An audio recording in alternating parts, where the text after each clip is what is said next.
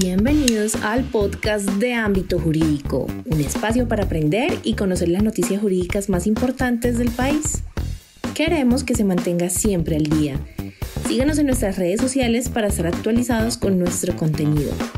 Nos encuentran en Spotify, Apple Podcast y Google Podcast. En Instagram y Facebook estamos como Ámbito Jurídico Legis y en Twitter como Ámbito Jurídico. Hola, soy Silvia Andrea Cuña Hernández y en Ámbito Jurídico conversamos con la presidenta de la Comisión Nacional de Disciplina Judicial, Magna Victoria Acosta, para conocer de su gestión y las expectativas que tiene con la jurisdicción disciplinaria. La magistrada es abogada de la Universidad Externada de Colombia, con especialización en Derecho Administrativo, maestría en Gobierno y Políticas Públicas y candidata a doctora en Derecho. Hablaremos del funcionamiento de la corporación, la necesidad de más jueces disciplinarios para las regiones y otros temas de derecho disciplinario. Comencemos. Bueno, muchísimas gracias por aceptar esta invitación de Ámbito Jurídico, doctora. Y primero quisiéramos saber qué piensa en relación a las reformas a la justicia que está promoviendo el Gobierno Nacional. Pues realmente en este momento conocemos la reforma que se está llevando para la jurisdicción agraria.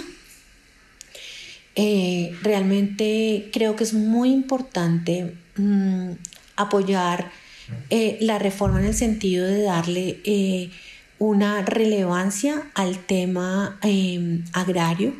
El tema de tierras en nuestro país yo creo que es lo que ha dado realmente paso a que exista un conflicto tan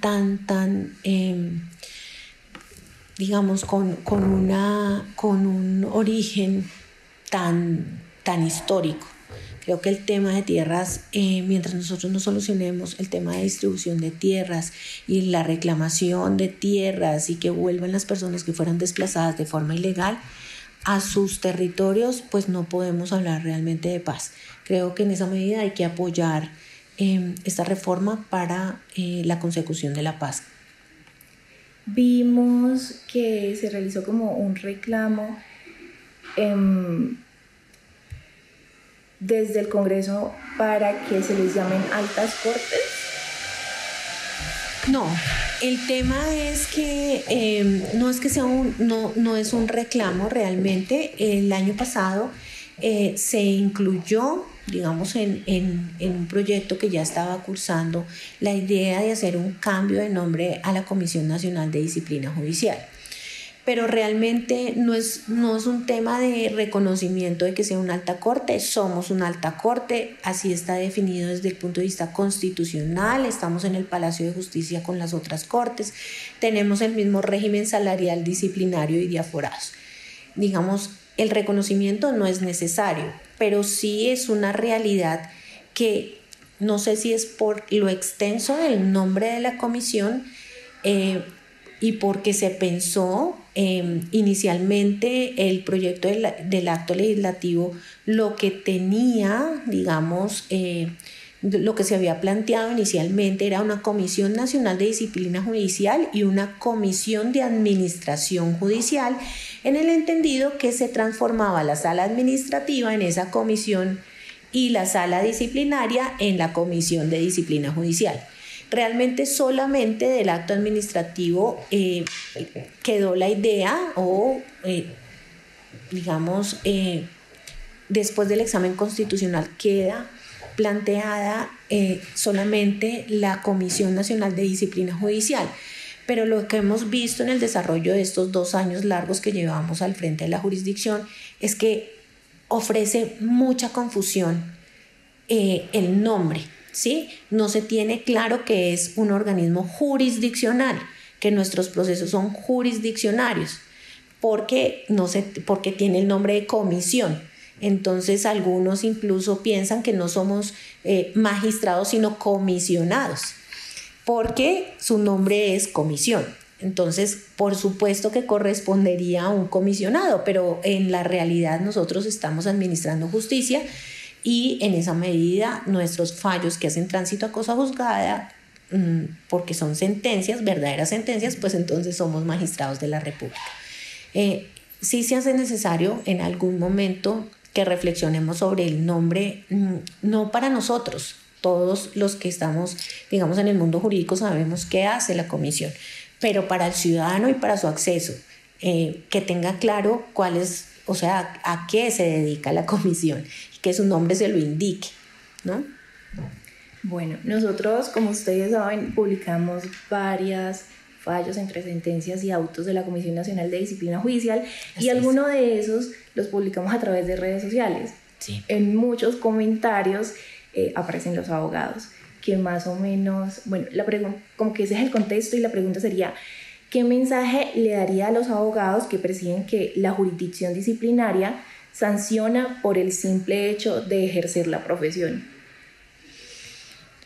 Pues a nadie le gusta que se le evalúe la conducta ética y menos que se le reproche su conducta ética. Yo creo que el Código Deontológico del Abogado, que es la Ley 1123 de 2007, es un código sencillo pero claro, donde se tienen unos deberes profesionales claramente establecidos. Es decir, por ejemplo, si yo me voy al deber de permanentemente estar estudiando y estar capacitado para el ejercicio de la profesión, si yo tengo claro ese deber, pues muy seguramente no voy a caer en una falta disciplinaria, no voy a infringir ningún deber y no voy a caer en una falta disciplinaria. Entonces, desafortunadamente lo que encontramos es que dentro de las faltas con más ocurrencia hay dos que nos llenan de preocupación. Una, y es la de más alta ocurrencia, son aquellas faltas relacionadas contra la honradez. Y eso lo que nos muestra es que los abogados están faltando al deber de ser honrados, que parecería una cosa totalmente paradójica. Si es la falta más reiterativa con la indiligencia, que es la contemplada en el artículo 37.1, y es que no cumplen con el mandato que le fue dado. Entonces, nuestra misión no es otra que sancionar esas conductas, así sean reiterativas. Esta preocupación nos ha llevado entonces a mirar hacia donde debemos, y es hacia las universidades. Es en la formación de los abogados donde podemos hacer algo en este momento, porque digamos que los que ya están inmersos en esas faltas disciplinarias, pues pensaríamos que ya no los podemos educar en el mejor sentido de la palabra. Dentro de nuestra función preventiva, entonces, estamos yendo a todas las universidades del país. El año pasado desarrollamos muchas visitas y los departamentos que nos faltaron por visitar lo pensamos hacer este año. Y esa es nuestra función, darles a conocer cuáles son los deberes profesionales a los abogados, porque lo que hemos encontrado es que a veces ni siquiera es falta de ética, sino es puro desconocimiento de las normas, de sus deberes y de las faltas que pueden infringir. Sí, precisamente esa era otra de las preguntas, si están trabajando con las universidades y cómo están haciendo, y si están haciendo adicionalmente un seguimiento a las mismas, a las que pues promueven el programa de derecho, para asegurarse que sí se les está enseñando a los futuros abogados las disposiciones que están en el Código Disciplinario, o simplemente pues están haciendo estas capacitaciones que usted nombra. Estamos trabajando en ese frente, estamos trabajando a través de varias vías. La primera es que efectivamente nosotros estamos yendo a las universidades y dándoles esta capacitación. Adicionalmente, creamos un módulo interactivo de capacitación en la Ley 1123 en convenio con estas universidades, para que de forma gratuita ellos puedan realizar un diplomado que está en línea y capacitarse sobre estos temas, y es completamente gratuito. Y adicionalmente, nuestra propuesta fue que para el examen que trae el Estado para poder ejercer la profesión se incluya como módulo el tema ético y de la ley 1123, lo cual ya ha sido socializado en las mesas que está realizando el ICFES y creemos que será incluido de manera positiva en ese examen. Ok. Que no me acuerdo cómo se llama ese examen. Recientemente conocimos una sentencia de la Comisión Nacional de Disciplina Judicial en donde usted salvó el voto, pero pues deja un poco de preocupación y es referente a que las personas con licencia temporal para ejercer el derecho no es destinatario de acciones disciplinarias, eso fue lo que dijo la mayoría. Entonces, ¿qué podría hacer la ciudadanía que se ve afectada con un actuar indebido de estos sujetos? Tengo que declarar y pedir, es que yo voy salvando el voto. Pues sí, lo que pasa es que no, digamos, yo no comparto la decisión como quedó establecido en el salvamento de voto, porque creo que a diferencia de mis compañeros sí existe una disposición que faculta a la Comisión de Disciplina Judicial, que es el decreto 196, que no fue derogado en su totalidad y en esa medida tenemos norma que facultaría. Así se había venido entendiendo desde la creación de la Sala Jurisdiccional Disciplinaria. Entonces realmente es una nueva postura de la Comisión de Disciplina Judicial, el nuevo entendimiento que se hace del decreto 196. Como quedó establecido en el salvamento de voto, pues no comparto esa interpretación, pero entiendo que en ese sentido estas personas pues se generaría un vacío legal que haría que estas actuaciones quedaran de alguna manera impunes, porque tampoco son servidores públicos para decir que los investiga la Procuraduría y no existe un colegio de abogados donde se sancione éticamente a los que pertenezcan a ese colegio. Entonces nos enfrentaríamos realmente a actuaciones que quedarán impunes a mi modo de ver. Sí, eso es como lo preocupante de esa sentencia, pues que los excluye, pero tampoco da como una solución. Existen derechos reconocidos por la jurisprudencia de la Comisión Nacional de Disciplina Judicial que no está establecido normativamente, como el derecho al luto de los abogados. Hay un plan para difundir esta clase de información tanto para que los abogados conozcan este tipo de derechos como las excepcionales y los jueces, que a veces son los jueces los que impulsan copia sobre los mismos. Sí, realmente, digamos, se ha dado una fuerte discusión al interior de la sala sobre estos temas que no tienen, digamos, disposiciones legales como tal que las respalden, pero creo que son conceptos que parten de un principio de humanidad. Es decir, los abogados en el ejercicio de su profesión también son seres humanos que sienten, y en ese sentido la corporación ha sido unánime en señalar que debemos considerar esos conceptos de humanidad como los conceptos también de género.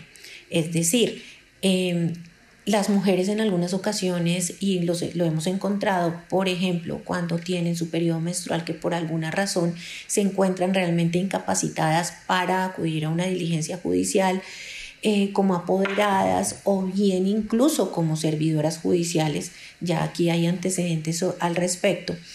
Entonces, en esos casos, como también aquellos a los que se les muere un familiar cercano, o así sea incluso su mascota, que de alguna manera vulneran su estado psíquico, pues creo que en esos casos, más que una disposición legal, se debe hacer uso de todo nuestro preámbulo constitucional y todos los derechos fundamentales que nos rigen como Estado Social de Derecho, y en esa medida actuar en consonancia con ellos y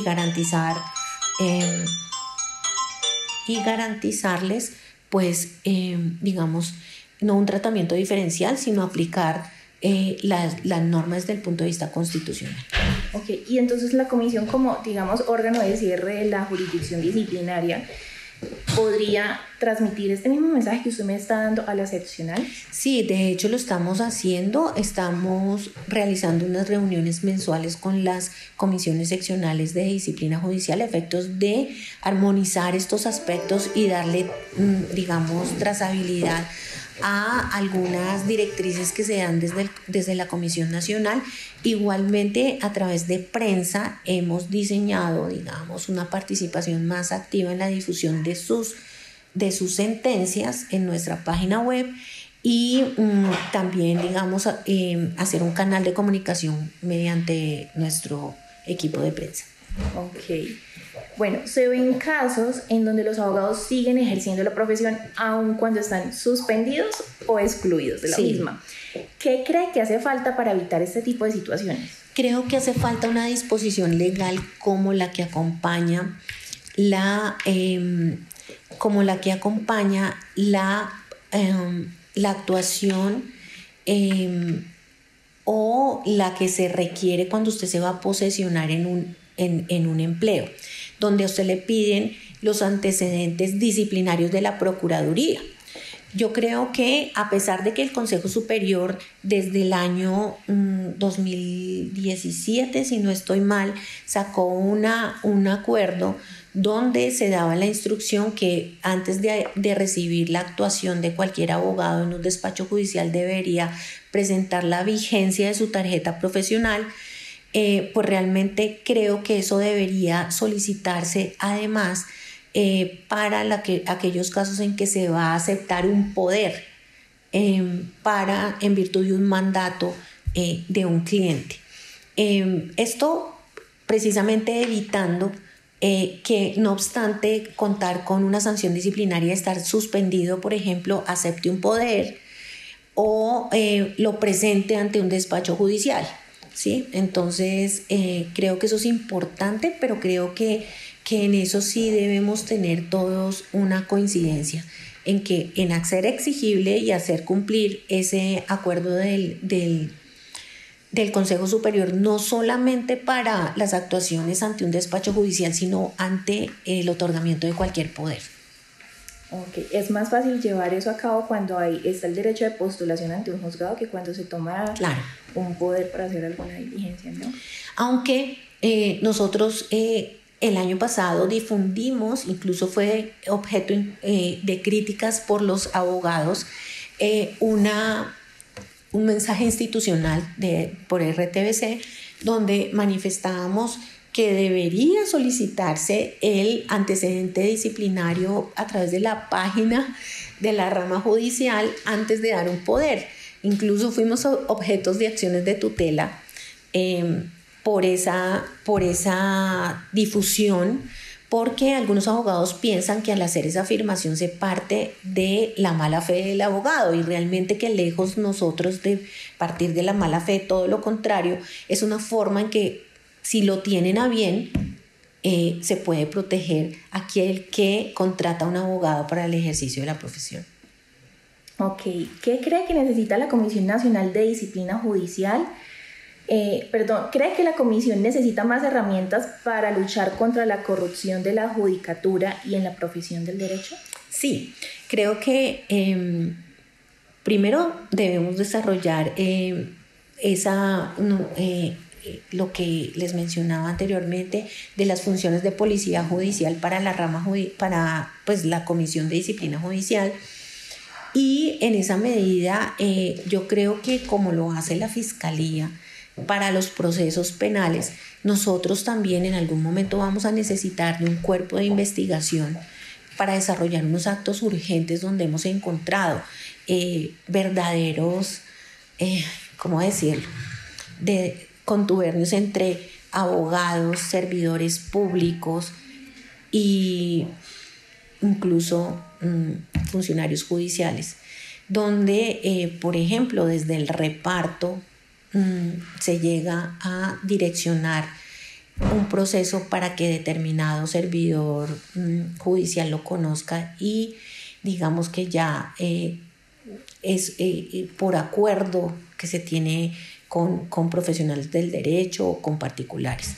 Entonces creo que a eso tenemos que ponerle mucha atención, y solamente digamos, para dar los resultados que necesitamos, y tenemos que desarrollar actuaciones investigativas importantes, porque además esto se está dando a nivel nacional.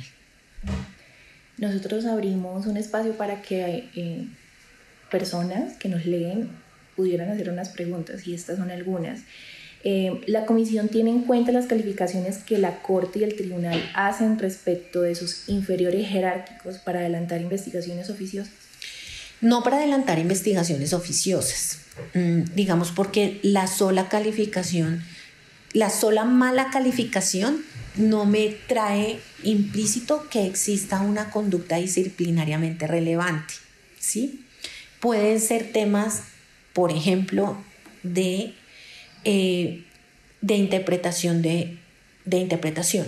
A veces nos tardamos 1 o 2 años, para que la Corte de Cierre unifique criterios. Entonces, a veces, por ejemplo, cuando yo revoco una decisión de mi seccional, yo califico, yo bajo la calificación, porque entiendo pues que sí, que algo, que no estoy de acuerdo con la decisión, y por eso la revoco. Y no necesariamente esto es disciplinariamente relevante, no necesariamente esto es una falta disciplinaria, puede ser un tema de interpretación. Entonces, no abrimos investigaciones disciplinarias de oficio por esta razón, pero tenemos en cuenta las calificaciones cuando estamos investigando situaciones como la mora judicial. Por ejemplo, si es una persona que está muy bien calificada y por alguna razón se demoró en fallar un asunto, entonces sí tenemos en cuenta las estadísticas, las calificaciones, si tuvo de alguna manera, si estuvo encargado o tuvo situaciones administrativas diferentes que amerite que se haga una consideración especial para incurrir en mora. O, por ejemplo, cualquier otra falta disciplinaria que me implique mirar otras cosas como esa, como su desempeño. Ok, esa era otra pregunta, que si se habían adelantado medidas contra los jueces que tardan más del tiempo legal para dictar sentencias. Entonces, definitivamente sí. Sí. De hecho, hay un criterio ya definido por la ley, y es que cualquier mora que sea superior a 1 año debe ser investigada disciplinariamente. Ok. ¿Existen medidas para abogados que hagan denuncias sin fundamentos? No, porque sería limitar, digamos, hay una falta disciplinaria que está relacionada con el abuso de las vías del derecho. Entonces pensemos en esos abogados que temerariamente realizan muchas denuncias. En ese sentido, nosotros investigamos a ese abogado en virtud de el abuso en las vías del derecho. Pero como tal, los abogados podrán hacer tantas denuncias como requieran, porque fallar, digamos, de una manera diferente sería como coartar el acceso a la administración de justicia. Ok, me quedan 2 preguntas. Sí, adelante, bueno. Terminemos. La comisión inicia investigaciones de manera oficiosa, y si no es así, ¿por qué no se toma la medida? Sí, claro, tenemos cada vez, por ejemplo, que hay un despliegue, porque a veces tenemos conocimientos por los medios de comunicación. Entonces, o bien por actuaciones por vigilancias judiciales que se hacen digamos, en los procesos administrativos que hace el Consejo Superior, nos llega la información. En esos casos abrimos inmediatamente investigación de forma oficiosa. Ok. Y bueno, dice, en la actualidad existe una pugna entre las salas civiles y laboral de la Corte Suprema de Justicia acerca de si es necesario actuar en segunda instancia so pena de declarar desierto el recurso de apelación en procesos ante la jurisdicción civil. Entonces, en ese caso, si un abogado no actúa en la segunda instancia y es denunciado disciplinariamente, ¿toma en consideración la Comisión Nacional de Disciplina Judicial las diferentes posturas sobre el punto? ¿O ya eso es como interpretación del derecho y ustedes dicen no tiene nada que ver con nosotros? Lo que pasa es que antes teníamos una relevancia en ese tipo de discusiones en la medida en que éramos Tribunal Constitucional que definía los conflictos de jurisdicción. Y lo que le puedo decir de mi experiencia es que efectivamente se dan interpretaciones diversas en sala laboral, en sala civil e incluso con el Consejo de Estado en materias laborales. Entonces, realmente donde cabe una interpretación normativa, yo creo que no se, salvo que yo pruebe que existió dolo en la actuación del abogado, yo podría señalar que existe falta disciplinaria, porque de lo contrario, pues sería penalizar la interpretación que es libre y es sustentada. Entonces, creo que más allá de tomar posición por una u otra, es mirar el hecho en particular. Porque, por ejemplo, si hay jurisprudencia al respecto, por lo menos en materia en civil, es vinculante el precedente jurisprudencial. En materia laboral también. Entonces tenemos que ver cada caso en particular si se aparta y si motiva por qué se aparta de la jurisprudencia, ¿no? De su corporación, de su superior jerárquico. Entonces creo que a los abogados se les aplica el mismo rasero en la medida en que si hay interpretación normativa, pues yo no puedo sancionar por interpretación normativa, ¿no? O sea, ya se miraría el elemento subjetivo de la conducta. Claro, necesariamente, porque al haber varias interpretaciones posibles, tengo que mirar por qué escogí una en particular. Y ahí sí hay un elemento subjetivo. Ok, y ya para finalizar, no sé si le quiere dejar algún mensaje a los estudiantes de Derecho y a los abogados que leen ámbito jurídico. No, por supuesto. Digamos, es realmente, a mí me motiva, digamos, en el ejercicio de esta ingrata función disciplinaria, que realmente cuando vamos a las universidades encontramos mucha preocupación y mucha avidez de conocimiento respecto del derecho disciplinario. Creo que el mensaje que le podemos mandar a los abogados es, si bien el tema ético no se enseña porque es un tema que se adquiere por valores que vienen incluso desde nuestros hogares, sí es bueno que se preparen, y ese es mi mensaje. Deben prepararse, así como leen el Código Civil, el Código Penal, el Código Administrativo, el CEPACA, pues tienen que leer su código ético, porque es lo único que los va a llevar a ejercer con éxito su profesión y sin equivocarse. Ese sería mi mensaje. Bueno, muchísimas gracias. Bueno, gracias a ti.